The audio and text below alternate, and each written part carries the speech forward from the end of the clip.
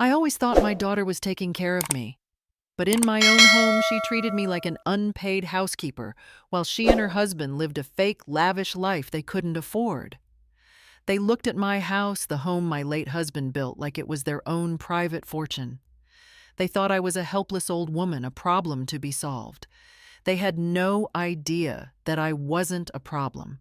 I was a reckoning waiting to happen. And my justice was a legal document that said just one thing: get out. You know, it's funny how the loudest alarms in your life don't start with a bang, but with a quiet little hum of wrongness you can't quite put your finger on.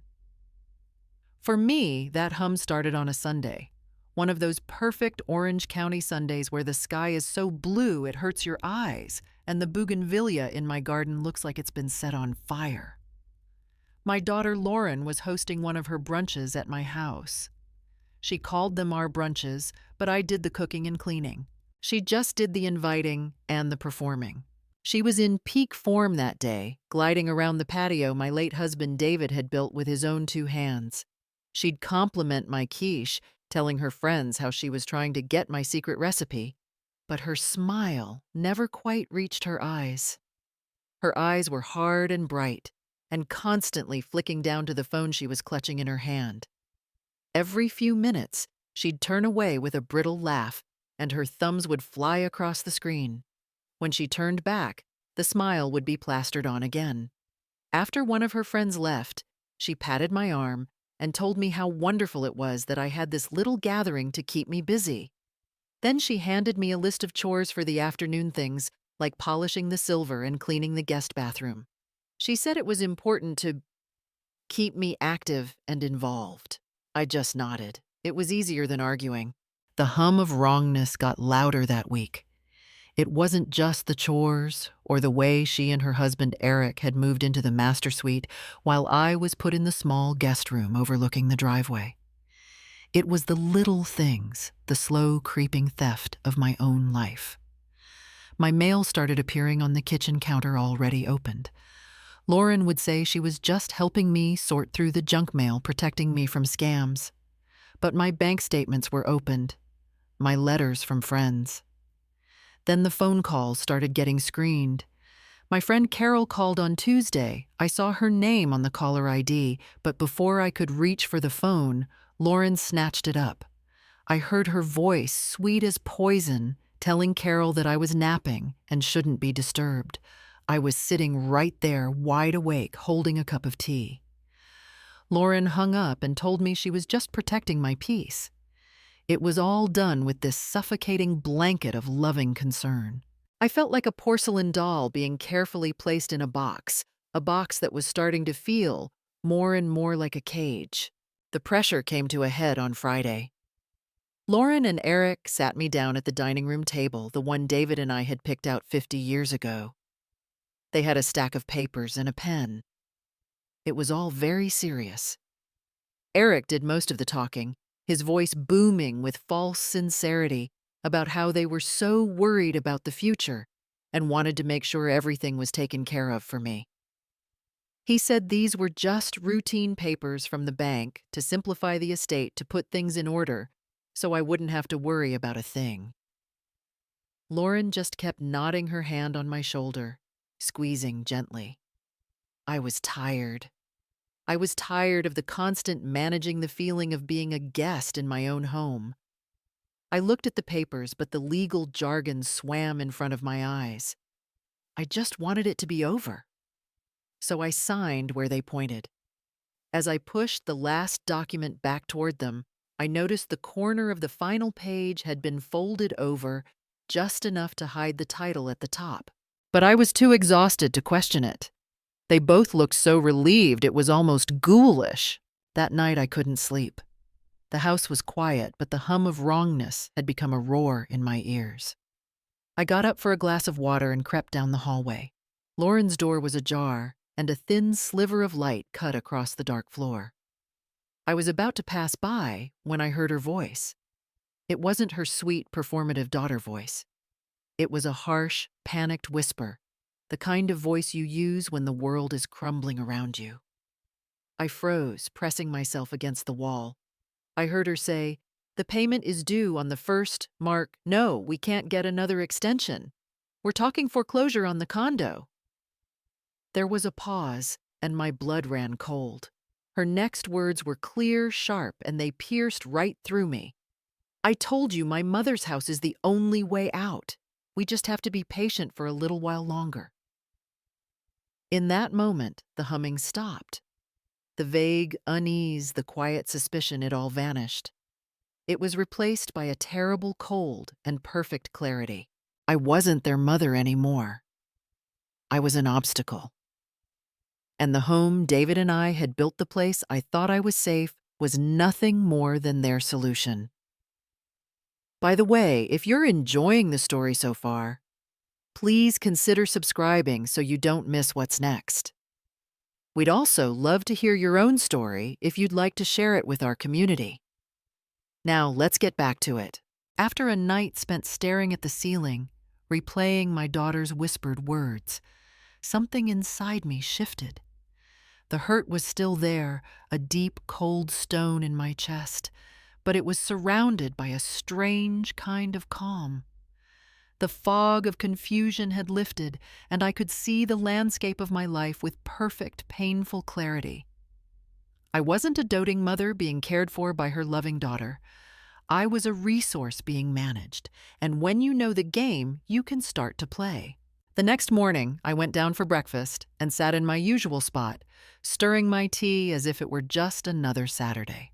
Lauren was quiet, her face drawn and tired. Eric, on the other hand, was scrolling through his phone, muttering about the news. That was my opening. I looked up from my cup, arranged my features into a mask of gentle concern, and said, "Oh dear, is everything all right?" He grumbled something about politics, and I let the silence hang for a moment before I played my first card. I mentioned an article I'd supposedly read, my voice full of mild-mannered curiosity. It was about these terrible scams, I explained, where children trick their elderly parents into signing over their homes. I shook my head slightly, as if to myself, and finished with, "Isn't that just heartbreaking?" The effect was instantaneous. It was like I'd pulled a pin from a grenade. Lauren's face went white, and the toast she was buttering slipped from her fingers and clattered onto her plate. Eric looked up from his phone, his eyes wide with panic. They exchanged a look, a whole frantic conversation passing between them in a split second. Lauren forced a laugh that sounded like breaking glass and told me I shouldn't worry my head about such awful things. But Eric, bless his clumsy, arrogant heart, couldn't leave it alone. He launched into a rambling, convoluted explanation about how their situation was completely different. He started talking about asset protection and streamlining family resources, using a lot of big words that meant nothing. He was trying to sound smart, but all he did was confirm that he and Lauren hadn't rehearsed this particular lie. Their stories were a clumsy, contradictory mess, and in their panic, they gave me everything I needed. My worst fears were true. They had to leave a few hours later for some parent-teacher conference at my grandson's school. The moment their car pulled out of the driveway, I moved. I didn't go for my cell phone. I knew Lauren would be checking it. Instead, I went into David's old study. It was the one room they never entered, treating it like a museum. On his old oak desk, covered in a thin layer of dust, sat a heavy black landline telephone. Lauren had probably forgotten it even existed. My fingers were steady as I picked up the receiver and dialed a number I knew by heart. It rang twice before a familiar voice answered. I didn't waste time with pleasantries. I just said, "Arthur, it's Evelyn Collins. I need to see you. It's urgent." I gave him a time and a place, a little coffee shop halfway to his office, and hung up before he could ask questions. That call was my first breath of fresh air. When Lauren and Eric came home, the atmosphere in the house had changed again. The nervous energy was gone, replaced by something colder and harder. They must have talked in the car, realized their mistake, and decided on a new strategy. The cloying sweetness was over. Now it was about control. My cell phone suddenly went missing from my purse.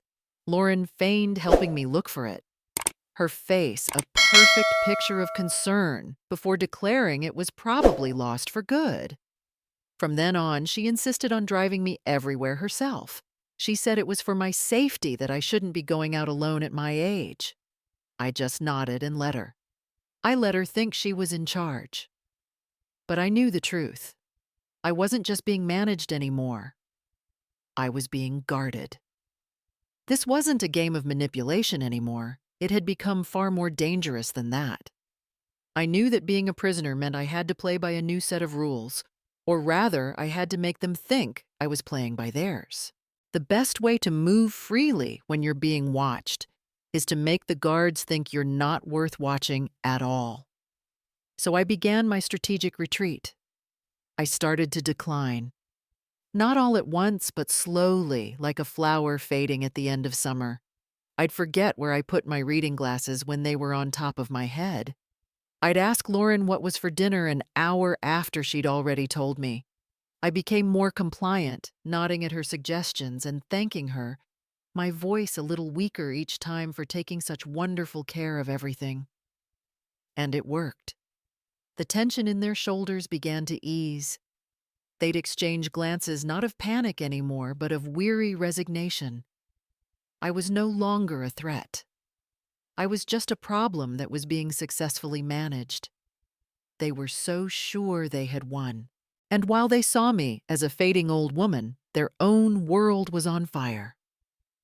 Imagine them sitting in their leased luxury SUV after a tense meeting with their bank manager, the smell of expensive leather mixing with the sour scent of desperation.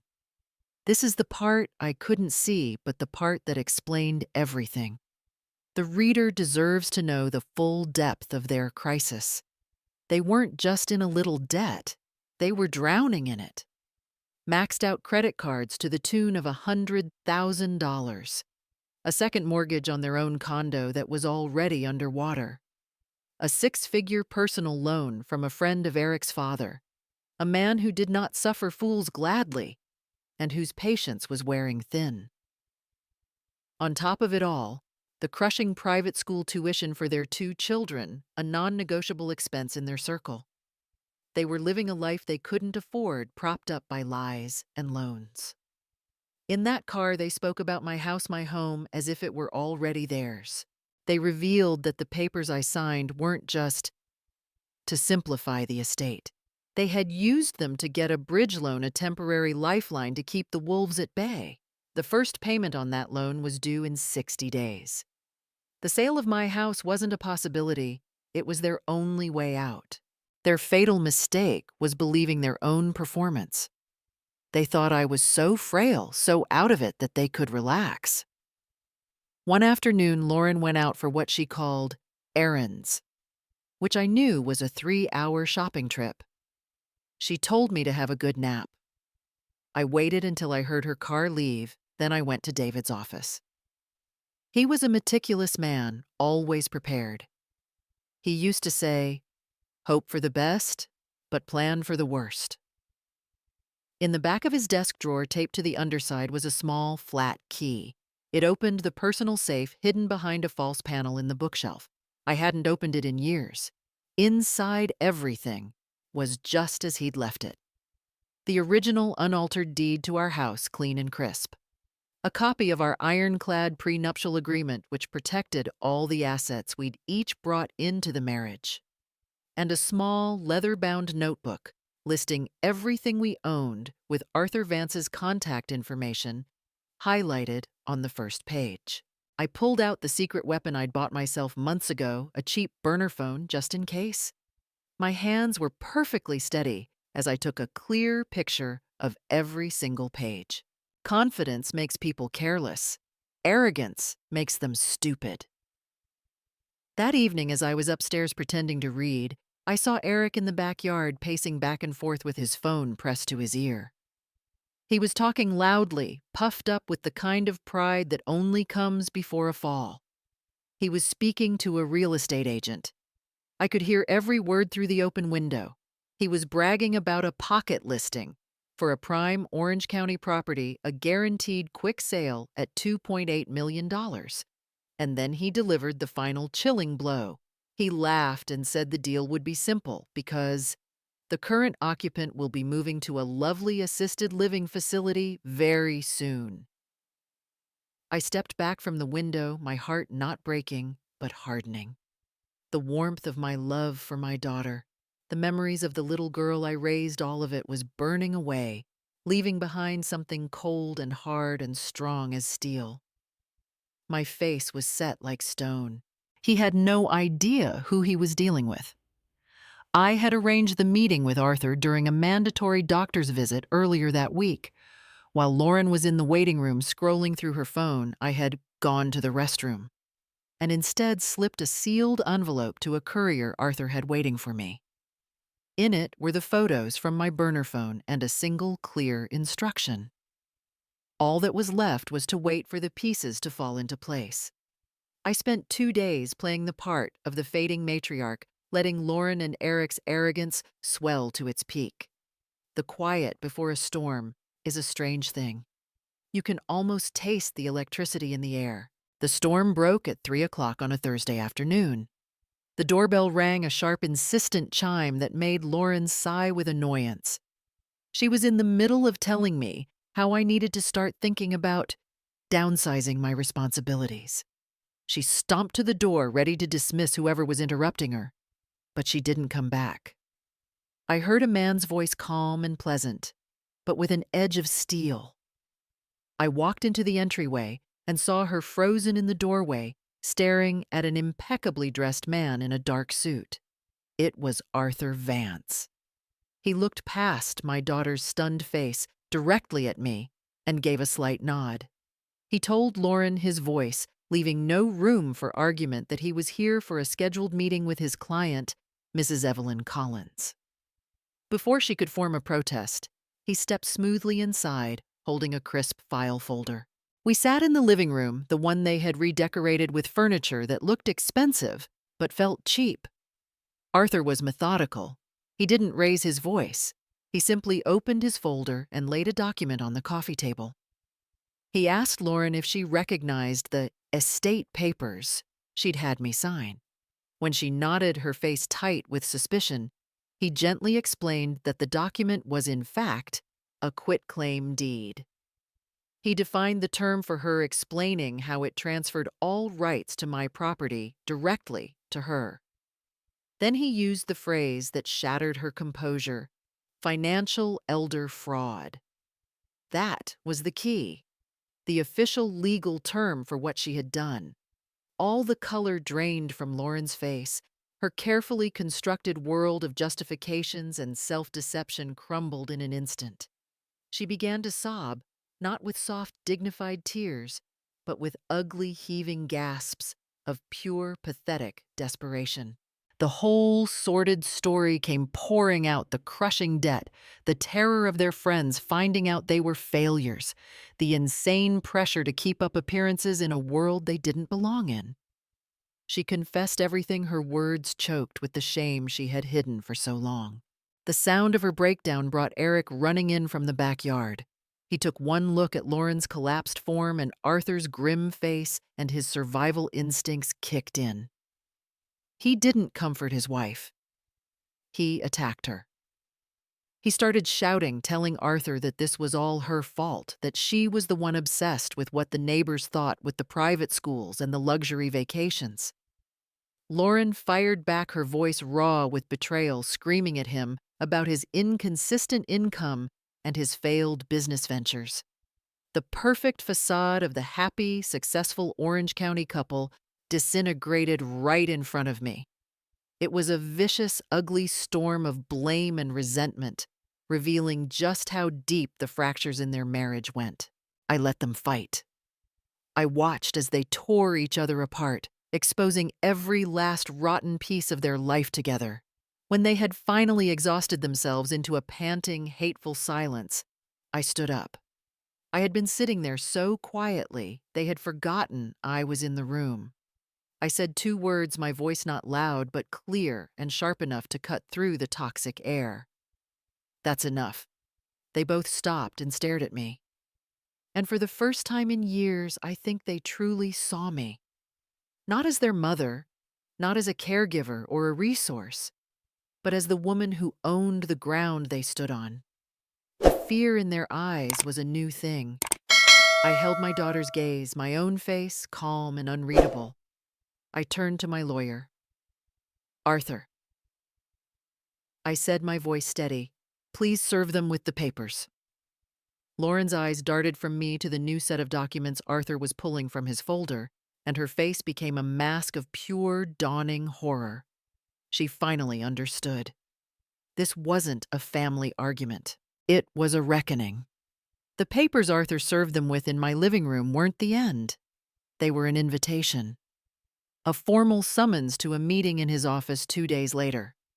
They could have refused, of course, but Arthur had made it clear that their only other option was to speak with the district attorney. So they came. The final reckoning didn't happen in the warmth of my home, a place they had so thoroughly poisoned. It happened in the cold, sterile, wood-paneled conference room of Arthur Vance's law office. The air was thick with the smell of old paper and quiet authority. I sat at the head of the long, polished table, calm and composed. Lauren and Eric sat opposite me, looking small and lost in their expensive clothes. Their faces were pale and drawn, the arrogance and confidence completely stripped away, leaving only the raw, hollow fear underneath. I didn't say a word. I simply gave Arthur a nod and he began. He never raised his voice, never showed a flicker of emotion. He was a surgeon methodically laying out the cancer they had created. He started with the quitclaim deed, placing a copy in the center of the table and pointing out the legal impossibilities of how it was signed. Then came the next exhibit, the application for the bridge loan they had secured against my home, my name clearly forged on the authorization.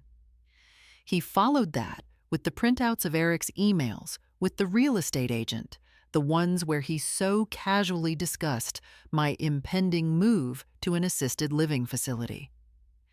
Each document Arthur placed on that table was another nail hammered into the coffin of their deception. I watched them as he spoke. Eric stared at the table, his jaw clenched. Lauren just seemed to shrink her eyes wide and vacant, as if she was watching her life being dissected from a great distance. The judgment, when it came, was not from me. It came from the unimpeachable authority of the law itself. Arthur paused, folded his hands, and calmly explained the potential criminal charges they were facing. He used the words grand theft, forgery, and financial elder abuse. The clinical legal terms landed with more force than any shouted accusation ever could. He made it perfectly clear that I, his client, held all the power. I could choose to pursue this, and the consequences would be severe. The shame of having their grubby, desperate secrets laid bare under the cold fluorescent lights of that room by a man who represented a system they could not manipulate or lie to was a punishment more profound than any family argument. There was no one to perform for, no neighbors to impress, just the quiet, devastating weight of their own choices. When Arthur finished, a heavy silence filled the room. Only then did I speak. My voice was quiet, filled not with the rage they deserved, but with a sorrow so deep it felt ancient. I looked at my daughter, the child I had raised, and saw only a stranger. I told her that this house was my home, that it was the legacy her father and I had built with our own hands through decades of hard work and careful planning. And it was not, I told her, a solution to their poor choices. With that, I reached into my own folder and took out a single document. I slid it across the polished table. It stopped directly in front of them. It was a formal legal eviction notice giving them 30 days to vacate the premises. Lauren stared at it, her mouth slightly open, as if she couldn't comprehend the words. I told them that I would not be pressing charges. Living with the consequences of their actions, with the social and financial ruin they had brought upon themselves, would be punishment enough.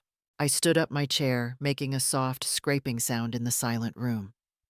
I looked at them one last time. Now, I said, my voice clear and final, "Get out of my house." Walking out of Arthur's office that day, I felt like I had surfaced after being underwater for a very long time. The 30 days that followed were the strangest I have ever lived. Lauren and Eric moved through my house like ghosts, the tense, bitter silence between them, a constant, humming presence.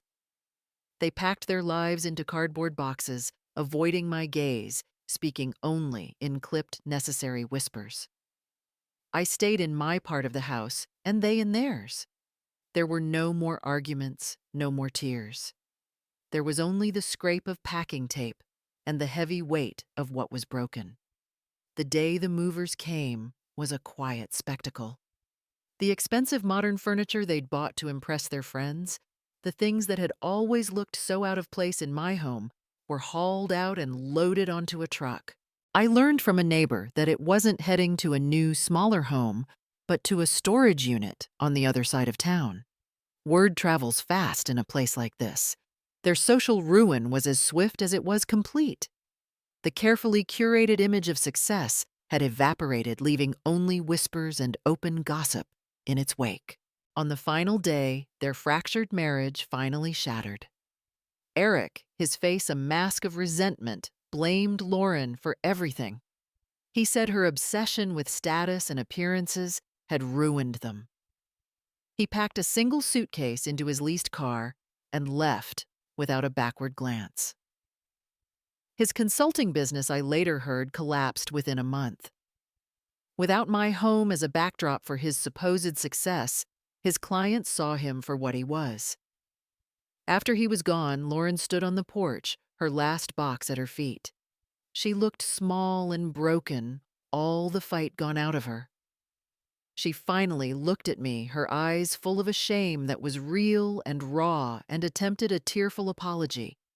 It was a jumble of words about her fear, her stupidity, her regret. I listened quietly. I told her that I heard her and I accepted her apology.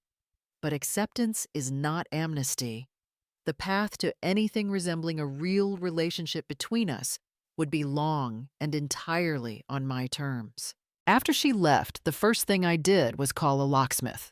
In the weeks that followed, my house began to breathe again. The oppressive silence was replaced by the sounds of life. I hired a local teenager named Miguel to help me in the garden, and his cheerful whistling became the new soundtrack to my mornings. I called my old friends, the ones Lauren had so carefully screened away. Carol cried when she heard my voice. The next week, my living room was filled with the laughter and chatter of my book club for the first time in over a year. The house felt warm. It felt like home again.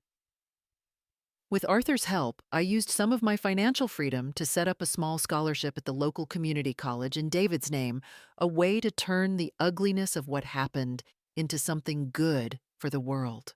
A few months later, I was sitting on my back patio, the one David built, with a cup of tea, watching the sun set over the California hills. The air was warm, and the scent of jasmine hung in the air. The house behind me was quiet, filled only with the memories I chose to keep. On the small table beside me, resting on a lace doily, was the original deed to my home, now secured in a clear, protective sleeve. I placed my hand over it, feeling the smooth plastic and the solid reality of the paper beneath. It wasn't a feeling of victory, not anymore. The anger had burned away, leaving something cleaner and more durable in its place. It was a feeling of profound peace. I hadn't just reclaimed a house. I had reclaimed my life, my dignity, and my future. And that was worth more than anything. In the end, Evelyn's story teaches us that true strength is often quiet. She understood the deep desperation that fueled her daughter's betrayal, but that knowledge didn't change what had to be done. Her greatest victory wasn't found in anger, but in the calm, sorrowful finality of reclaiming her home and her peace. It shows that the most powerful action isn't always about seeking revenge, but about the profound dignity of drawing a line, closing a door, and choosing to protect your own life, not with rage, but with unshakable resolve.